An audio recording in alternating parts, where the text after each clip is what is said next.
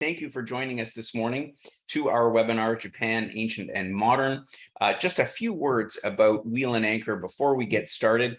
For those of you who are new to our community, we are a Canadian-based community of travelers, not just based, but basically 98% of our members come from across Canada.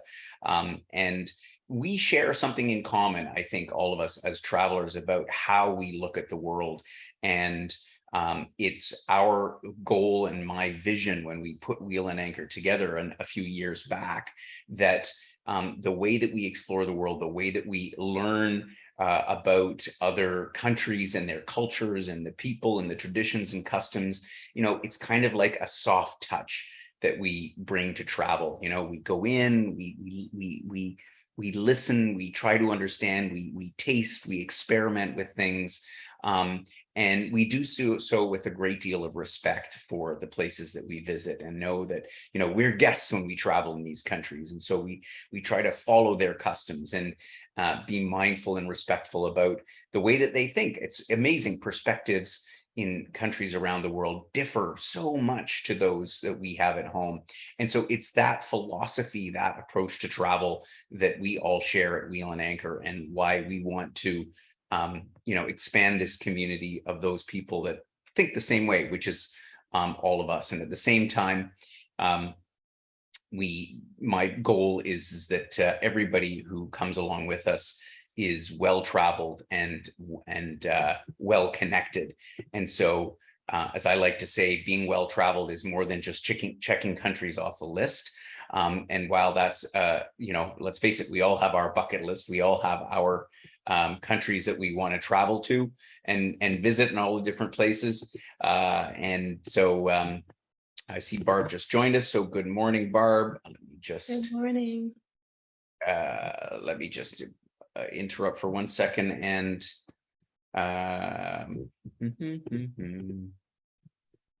sorry, I've got to do the settings now for Barb. Okay, sorry, Barb. Now I don't know where That's okay. Okay, anyway, let me just deal with that later, just because I don't know where that setting is. So we're just going to continue on with the flow. So joining me today, of course, Barb is here with me, who is one of our trip specialists at Wheel and Anchor. And my name is Gordon. If you haven't met me on one of the webinars or in person on a trip somewhere, I'm the founder of Wheel and Anchor, and I'm supported by my wonderful team, including Barb and Paula and all the other guys that make our trips happen, our community happen. So today, I'm going to take you on a little digital journey around Asia, around East Asia. Specifically, we're going to talk about Korea and Seoul, which is our pre-trip to Japan, then our itinerary through Japan, and finally our post-trip extension to Taiwan, in particular the capital city of Taipei. Just going to share with you a few photos. We went to Japan back in it's actually not 2020, it's 2019. It says here 2020. Obviously 2020 we were still in the midst of COVID. We were there in 2019 in the spring. We had a marvelous time, and you can see here by all the smiling faces, everybody, we got dressed up in the local outfits, the kimonos, the yukatas for men. We tried sushi making, and as I say, there was a lot of laughs shared by everybody on the trip. The tea ceremony, it was a truly memorable experience. And in doing all that, again, we were able to really get this a little bit more in-depth insight into what Japanese culture was all about. It was a fantastic trip, and as I say, lots and lots of laps. You can see me there up in the top left with a yukata on. It was one of the little things we did as an adventure while we were in Kamakura, which is one of the stops. But anyway, let's start off with Korea and our program there. So if you're joining us, if you're interested in joining us for this pre-tour in Korea, the starting point will, of course, be Seoul, the capital city. Of course, we all know Korea is on the peninsula, divided into North Korea and South Korea. And from Seoul, we're going to spend 5 nights. And you'll find a lot of our trips are divided into 5 nights, because for me, in my 30 years of doing travel, I find that it's the optimal amount of time to get to know a place, to feel like I've been there, I've stayed long enough that I have a sense of just, more than just the average sort of tourist highlights kind of a thing. I've taken a step deeper into it. So we'll spend the whole 5 nights in Seoul. From there, we'll visit the areas around Seoul. We'll go up as well to the DMZ, which is the border area that separates North and South Korea. And we'll really focus on all the things that are in this huge city of Seoul. So let's go briefly on the day-by-day itinerary to let you know exactly what is happening there. We're going to arrive so the trip is going to start on October the 10th of 2023, so just under a year from now. And getting to Seoul is pretty easy, whether you're coming from Toronto, Vancouver, or the main gateways from Canada. We have nonstop flights into Seoul. And once we arrive there, you will be picked up. One of the beauties of Wheel and Anchor trips is that we provide for, in most cases, a private transfer, so that you can take any flight that you want, whether you book that through us or you book it on your own, and we'll have a private transfer there waiting for you when you arrive. And it's going to take you, we're going to whisk you into downtown Seoul. The airport, Incheon International, is a fair distance outside the city. So it's about a good 45-minute drive to get into the center of town. And Seoul is a massive metropolis. In fact, I was reviewing some of my notes and statistics about this. It has like the 5th largest subway system in the world. So that's a good way of comparing the size of cities. It is gigantic. It is second only to the biggest cities in China and New York City in terms of how big its metro system is. So that gives you a sense of the dimension, and it's sprawled over a huge area. While we're there, we are going to be staying in the so-called Myeongdong district, which is like the Manhattan of Seoul. You're right in the thick of things. It's a very cool, it's a hip area of town, a young area of town, and a great place from which to visit all the critical things over our time there. So the first day will be really about arriving and relaxing and sort of getting caught up. There's lots to do right outside the hotel that you can wander around and sort of get some fresh air. But it's important for us always that you have that time to just sort of, catch up and relax in, because, we then have a pretty busy schedule for the next few days. On our first day of touring, which would be day 2 of the trip, we're actually going to start out by public transportation. We're going to take a public bus. This is one of my philosophies as well, right? Certainly a lot of our touring is done in, minivans or small coaches. But I like, where possible, to use local trains, buses, so you get a sense about how people actually live there. That's part of the point of the experience. And the public transit systems in these cities, in the whole program, are really, really remarkable. They're so efficient, so clean, that it's just the best way to get around. So on that first day, we'll venture out into the city, and one of the highlights certainly is going to be the Gyeongbokgung Palace, which is the main palace that dates back to the 14th century. It is phenomenal in and of itself. If we're lucky, we'll catch the changing of the guards there, and it's a mammoth complex. We'll also go into one of the older neighborhoods of Seoul, very close to the center still, but Bukchong Hanok, you see a picture of it here, is where they have these traditional Korean homes, and it's a quiet neighborhood. It's just like walking through a suburb of a city in Canada, but it's all Korean style houses. And it's just, I remember doing this the last time that I was with our group in Seoul, and it was fascinating really feeling how people, lived, back in the day and still live in these houses today. It's not like it's all historical. This is just a regular residential neighborhood. So that'll be part of the experience that we have today. We're going to delve into the Korean food by trying out the samgyetang, their local chicken soup, which will be what we'll have for lunch. And the other nice thing about this trip is that we try to give you a bit of a mix between Asian food and Western food. Is some of the feedback we got from our trip in Japan last time. We had maybe one or two more Japanese meals than people would have preferred. So we like to sort of mix it up so you have a chance that you're not just being fed local cuisine, which is excellent. But after a while, it's nice to sort of, bite into something that's a little bit more familiar. We're also going to head up to the DMZ, the demilitarized zone between North and South Korea, which is not that far from downtown Seoul. In fact, it's about less than an hour drive. And we've all read the newspapers. We know what's going on in terms of the tensions between North and South Korea, and that's why visiting here, I think, is a particularly special moment, because there's a few different places that we're going to stop at. One of them is this brand new observatory, where you go up onto this building and you look out over the hills and the landscape of North Korea. And I mean, you basically see countryside and sort of villages and towns in the distance. And so from a distance, you can't really tell all that much difference because the landscape is same it is on the south side of the border. But what I found really interesting is that they try to go and explain a little bit about the history, about how we came to where we're at today, politically speaking, and the divisions between North and South, and of course, the people that have tried to escape. And there's so many fascinating stories that we'll hear from our local guides about this whole situation between South and North. So it's quite a remarkable day. We'll be back in the city in time for lunch, where we'll have another delicious Korean style lunch, and some time at leisure as well. We've got enough time that you can get out and explore a bit of Seoul on your own.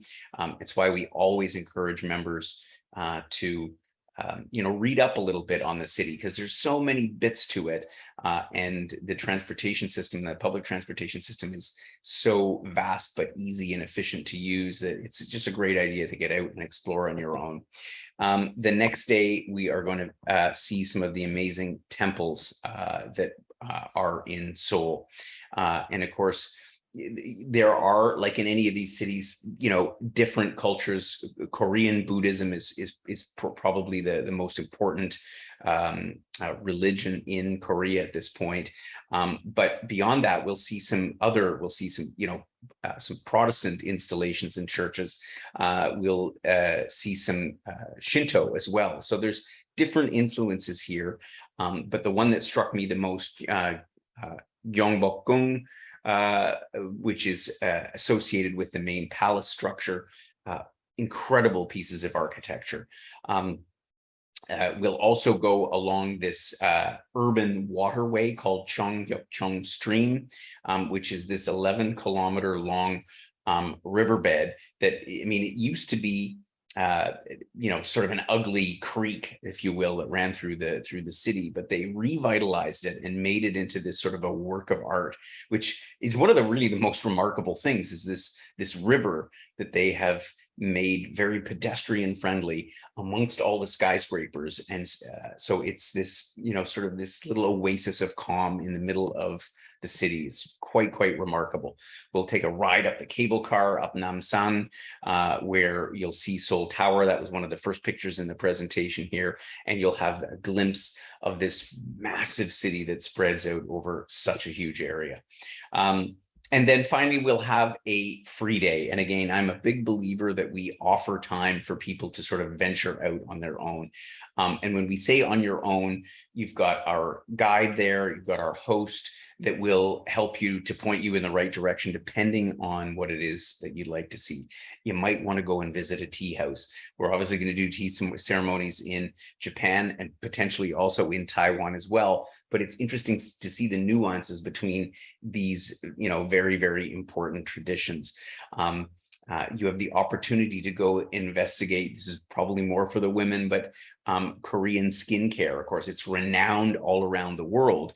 And the techniques that they use are supposed to be some of the best for anti-aging and so on. So there's a number of different places where you can go and investigate that. You might try to go to a jjimjilbang, which is the Korean bathhouse. And I always think that it requires a little bit of gumption sometimes from the members, but whether you're in Turkey or one of the Middle Eastern countries, going to a hammam or enjoying a spa in Europe, or an onsen like we'll try out in Japan on the trip. But that, I think, is an interesting experience. And in Korea, they have their own approach in the so-called jjimjilbangs, which is the Korean bathhouses. Anyway, there's a whole bunch of different things that you can do in Seoul. And, we're there to sort of steer you in the right direction. Some people just want to go out and take a walk in one of the beautiful urban parks that they have in Seoul. So again, lots of options. So after Korea, we're going to head on, continue our journey to the main program of Japan. So we'll fly out of Seoul, Gimpo Airport. There's actually two airports, one for shorter flights and one for the Trans-Pacific, the transcontinental flights. We'll fly into Japan's Haneda Airport. And I'm going to talk a little bit about arriving in Japan towards the end when I mention the additional information, because Tokyo has two main airports, which is a good thing and a bad thing. And I'll go into that later about getting into Japan. But to give you the overview of our Japan program, obviously we start in the capital, Tokyo, where we spend the first few days before heading out over the mountains and getting a sense of the the rural landscape of Japan. And it's beautiful. The Nagano prefecture that we're going to pass through is amazing. All these little villages. So you'll get a little bit of a taste of what rural Japanese life is like, up to Kanazawa, which is a medium-sized city. Then we take the train down to Kyoto, which hardly needs any introduction, sort of the former imperial Japan center, and Nara, which was the capital back in the day. We're going to take a bullet train trip for the day out to Hiroshima and back, and then finally back to Tokyo. So we're going to really visit a lot of the key sites on the main island of Honshu. So let me cover day by day what it is all that we're going to see while we're in Japan. So as I say, we're going to arrive in Tokyo. And for those that are going to do just the Japan part of our trip, again, the airport that we're focusing on our arrival is Haneda, which is the one that's closest to downtown Tokyo. And once again, we're going to be right in the center of the city, if you can say that there's any one center, because you get a sense of it here. It is also a gigantic city, but we're going to be close to the middle of all the action in Tokyo. And from here, again, we can venture out on our own by the Japan Metro on the time that we have free, but we're going to cover a lot of the ground ourselves. Tokyo has quite a long history to it. I mean, it obviously goes back, it's well over 1,000 years. It used to be called, actually, up until the late 19th century, it was called Edo, and it was called that for a couple of thousand years before it became Tokyo. So Tokyo is actually the new name for the city, and it was, it has had its share of calamities, of course, with the major earthquake that destroyed most of the city in 1923. Of course, at the end of the Second World War, it was largely flattened by American air raids. So the city has gone through a lot. But when you arrive in Tokyo and you start driving around or going around, you will really get a sense of how clean, efficient, It's a remarkable city. I mean, it's really unique in the world. So we'll start off that day again easy. There'll be time to sort of stretch your legs, relax in the afternoon, depending on when it is that you arrive. We'll have a light dinner, and then we'll head out the next day to see some different parts of the city, starting off first of all with the Asukusa Kannon Temple, one of many temples that goes back again to this Edo period. What I like about Tokyo is that you find these little oases all situated in the middle of the city, but surrounded by skyscrapers, and yet the temples, it's just a whole oasis of silence. It's really quite remarkable. Not far away, we're going to visit the Tsukiji market. You might have heard of this. This is the most famous, obviously known for fish, among other things, but they have everything in this market. It was recently, I've had a lot of controversy because they moved the Tsukiji market from the inner market inside the city. They decided, I guess, the real estate was too valuable, so they moved it to a different location, to the outer market, not far away, but even still, we'll get a chance to witness what a Japanese market is like. And I tell you, it's a jaw-dropping experience. This is where we'll have our chance to make sushi on our own, and not just make it, but again, one of the things that I like about the things that we're going to do on this trip is that we have a chance to understand a little bit about the history of sushi. I mean, it goes back obviously like 1,500 years. They've been consuming it. It's only become a Western fad in the last couple of decades or so. And of course, besides just learning it, we'll also learn how to eat it properly, because the way that we do it in the West is not actually correct. I'm not going to share with you any more about that, but it's really fun and neat to know where these traditions that, for us, it's become ubiquitous part of our cuisine. But there is so much history to it all. We'll also have a chance this day to visit the Nakamiza shopping arcade, which is full of street food. You won't need any more food, but souvenirs, Japanese artifacts. And there's all these neat little, I'm not a big collector of knickknacks, but the Japanese are very big on their symbols and on their little icons and so on and so forth. So there's some very neat things to enjoy there. We're then going to spend a day outside of town. We're going to go by train out to Kamakura. So you get a sense here, on a clear day, you can see Mount Fuji in the background. You can even see it from central Tokyo if the weather is clear enough. And Kamakura is a lovely little seaside village, so it's about an hour train ride or so. It is quite famous for the Kotoku temple, which houses the so-called Great Buddha, which is this magnificent Buddha statue that overlooks the bay.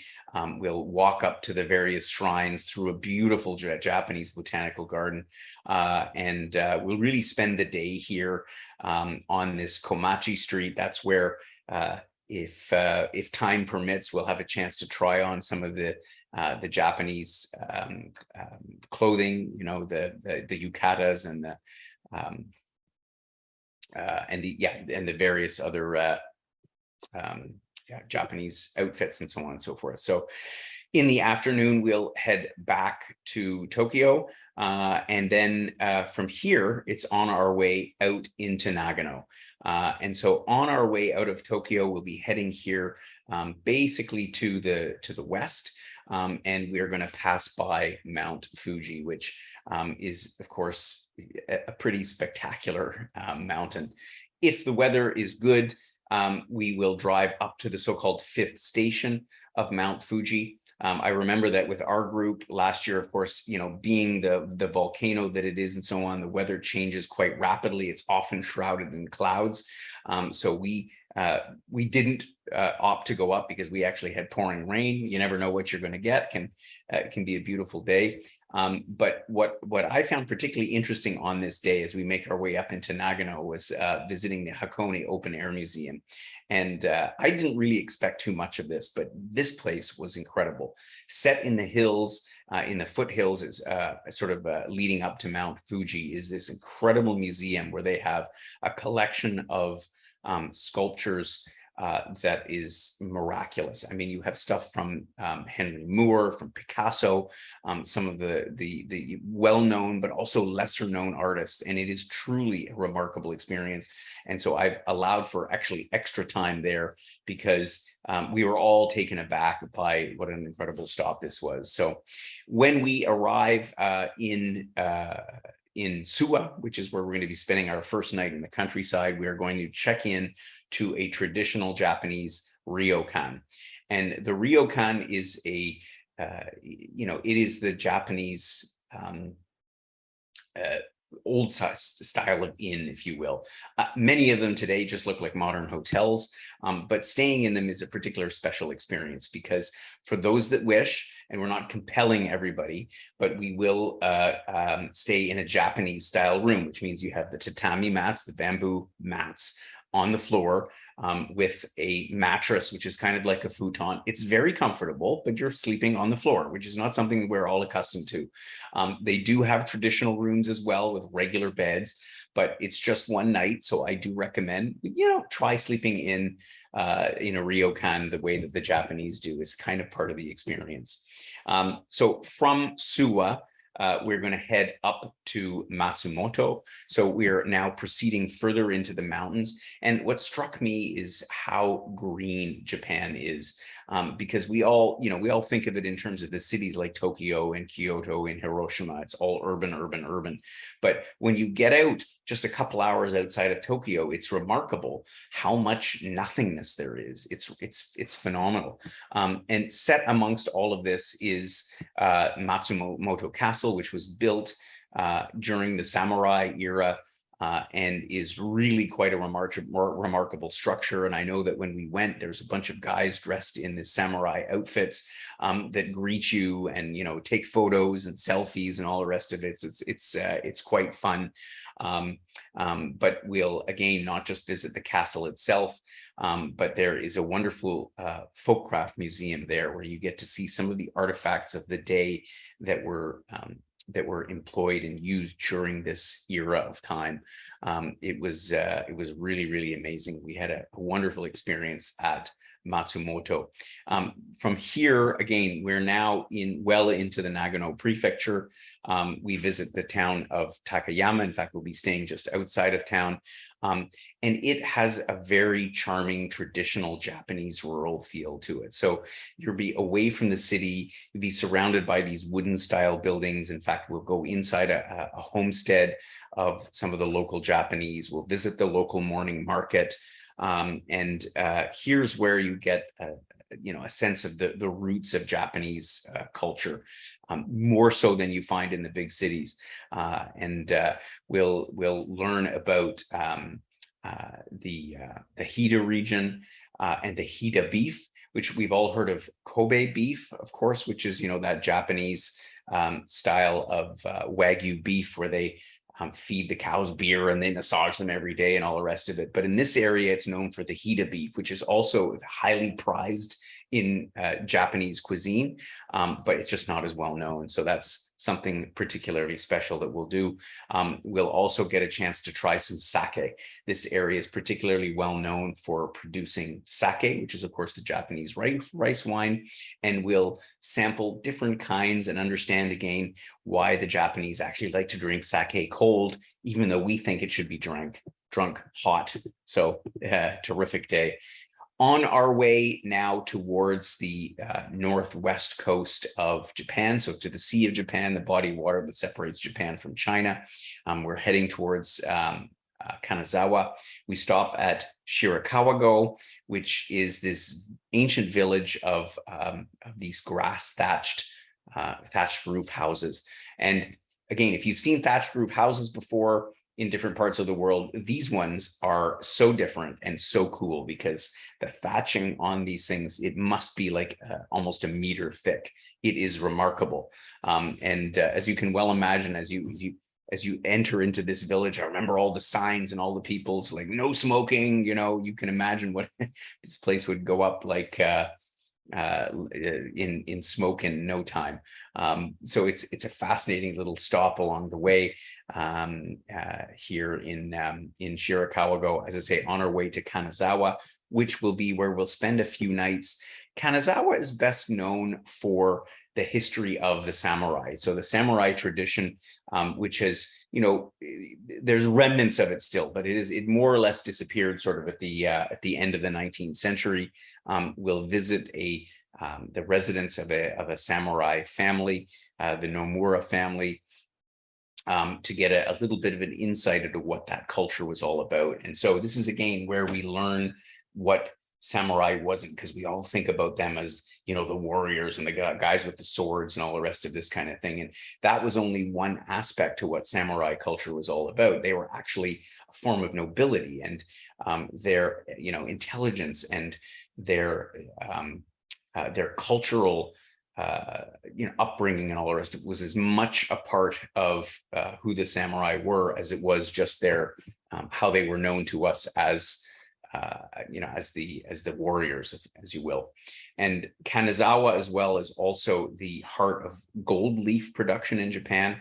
So we'll have a chance to actually try our own making of chopsticks with gold leaf on them. I know we had a lot of laughs on that. And so that'll be part of our experience as we spend our time in Kanazawa. From Kanazawa, so we'll have a couple of nights here. And then we'll hop on a regional train down into Kyoto. And Kyoto is really a magical city.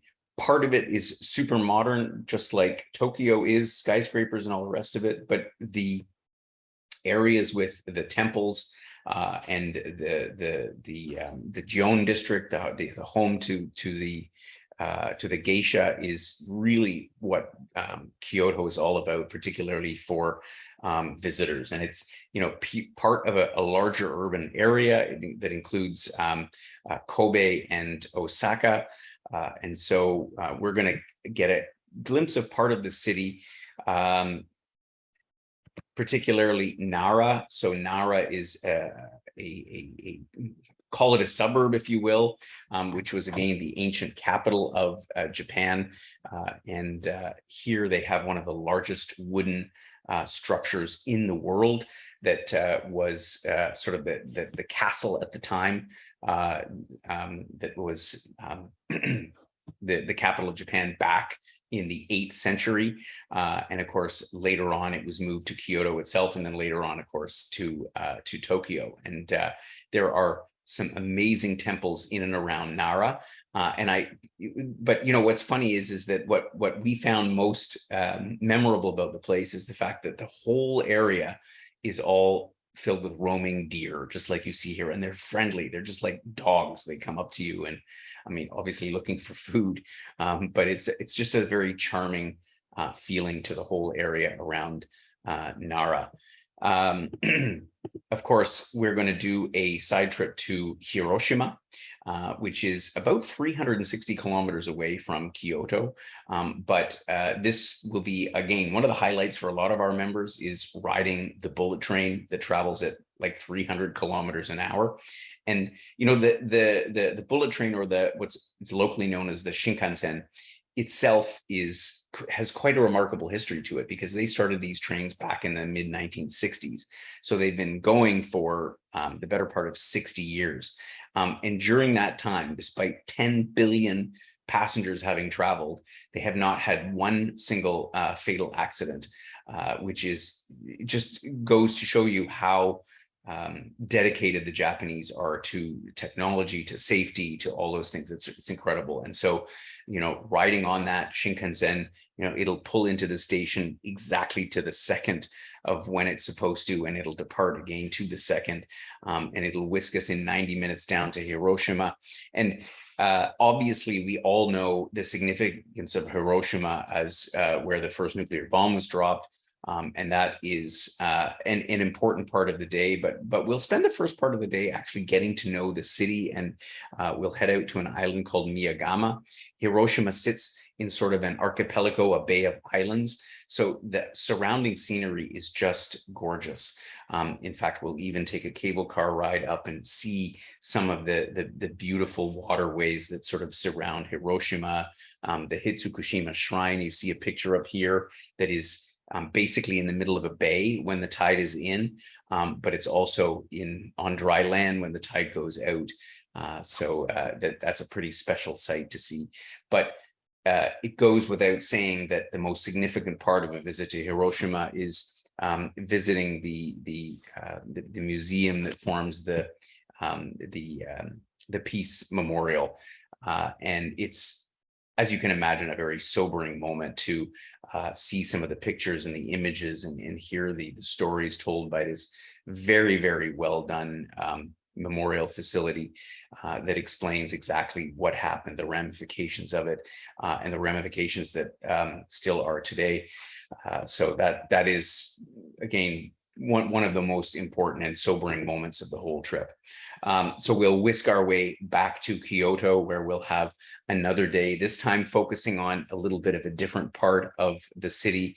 Again, we'll take in Gion, which is the geisha district, and we'll learn about what geisha is all about and what it's not about, because it is a bit of a dying art in Japan.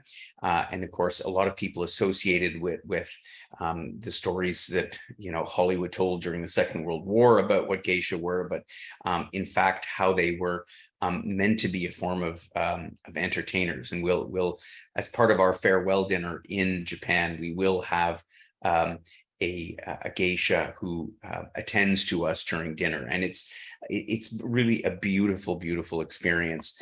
And again, to learn and understand about what this tradition really means.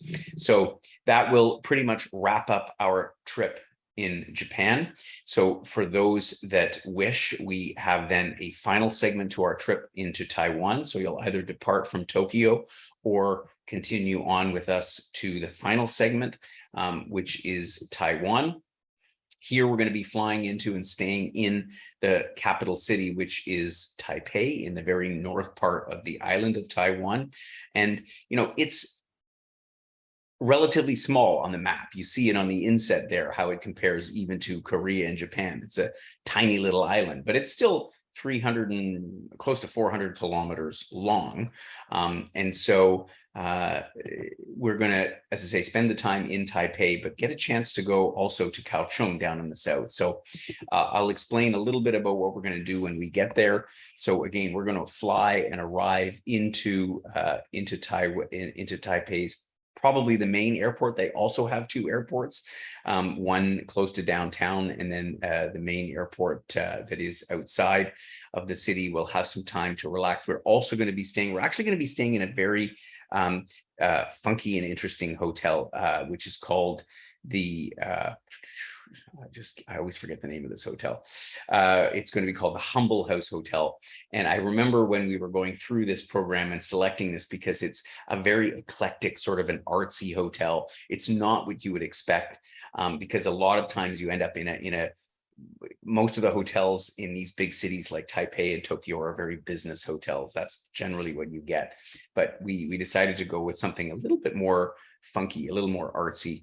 And it's located right in Jinyi. And Jinyi is the central business district of Taipei. So it's the heart of everything. Not far away is the infamous, or not infamous, the famous Taipei 101 skyscraper, which at the time was the largest skyscraper in Asia. In the meantime, it's been beaten out a little bit.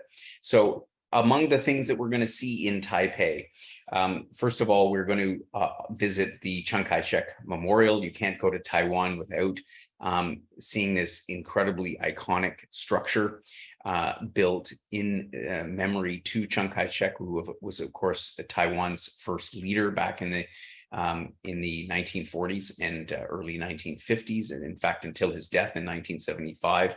And, you know, this is where we also sort of get the context of Taiwan as it relates to China. And of course, same thing as we were talking about Korea, we all have heard about the political situation as between Taiwan and China and what's going on there. And it all really started with Chiang Kai-shek, who was a Chinese nationalist and who fled to Taiwan and in fact ruled China from Taiwan until the Chinese sort of kicked him out and took over in the 1950s. So we'll see a little bit about that. We'll head down to the temple area where we'll see Longchan Temple, one of the iconic temples of Taiwan. The Taipei 101 building. We'll go up to the observation level up on the 101st floor. Sorry, the 89th floor. It's a total of 101 stories high, but the 89th floor is where you get an incredible view over all of Taiwan. Yeah, it gives a great introduction to the city. Similar to in Japan, they have in Taiwan the HSR, the high-speed rail system, which is going to take us from Taipei all the way down to the southern tip of the island, Kaohsiung, in about 90 minutes. And here we will visit this city, which used to be a boring commercial port, but it really in the last sort of 25 years has revolutionized itself completely. It's now a very livable city, cafes and pedestrian areas and bike lanes, and they've really transformed the city into quite a wonderful spot. So when we arrive there, we're going to drive through the so-called Badlands in southern Taiwan. So you'll get they actually call it Moon World. So you get a feeling like you're driving across the surface of the moon. It's really quite remarkable as you get then into Kaohsiung. And we'll visit this amazing monastery, Fuguangshan, that you see here, which is the largest Buddhist temple in Taiwan. Again, it's the grandeur of this structure is just something that you cannot miss. We're going to take a little boat ride on the Love River. We're actually going to take in a lot in our day trip to Kaohsiung, knowing that at the end of the day, we hop on that HSR again and zip, we'll be back in Taipei in the comfort of our hotel. We will also spend a day exploring the flavors of Taiwan and all of the different delicacies there, because of course, you know, a lot of us don't know really what's the difference between Taiwanese food and Chinese food. There are definitely similarities. I know one thing that is near and dear to my heart or my stomach is the Taiwanese dumplings that they have there. They are so delicious. But there's many other influences from the mainland, but also from the Japanese, and they've all come together to create this own their own style of Taiwanese cuisine. So we'll have a day of a lot of eating, a lot of sampling at the markets as well, trying out some of the different foods, some of the different flavors, and we'll also visit a Chinese tea roasting plant, a small one that is run by a local family. So a little bit something different.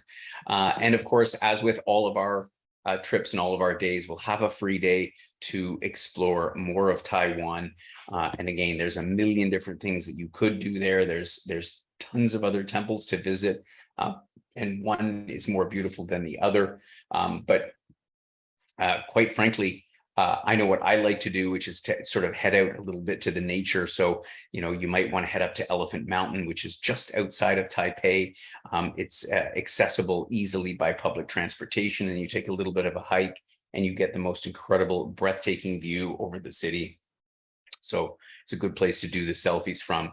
your last sort of day in Taiwan. Again, there's a million other things. We put some ideas in the program itinerary of what you might do, and that'll take us to the end of the trip. So if you come with us for all three parts, it's a total of 23 days, but I tell you, you will have seen an amazing experience in East Asia. So I'll briefly touch on some of the details. Of course, the program itinerary, which is going to come out with a copy of the replay of this webinar, will have it all spelled out in great detail.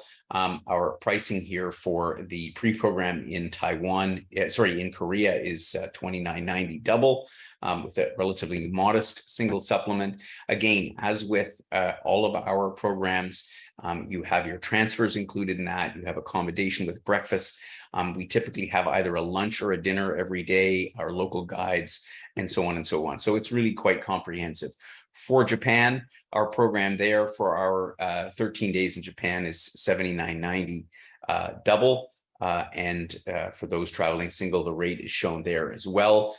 So Japan is a little pricier when it comes to the hotels. So if you are a solo traveler and would like to find someone else to enjoy this trip with, there is our companions for the road program. So I encourage you to check that out. And of course, this, as spelled out in the program itinerary, accommodation, breakfasts, lunches or dinners, as I say, a nice blend between Western and Japanese food is going to be in there. And then finally, for our post program in Taiwan, it's about the same as Korea, $3,090 double and $39.90 single for the 5 nights and everything that we described in Taiwan.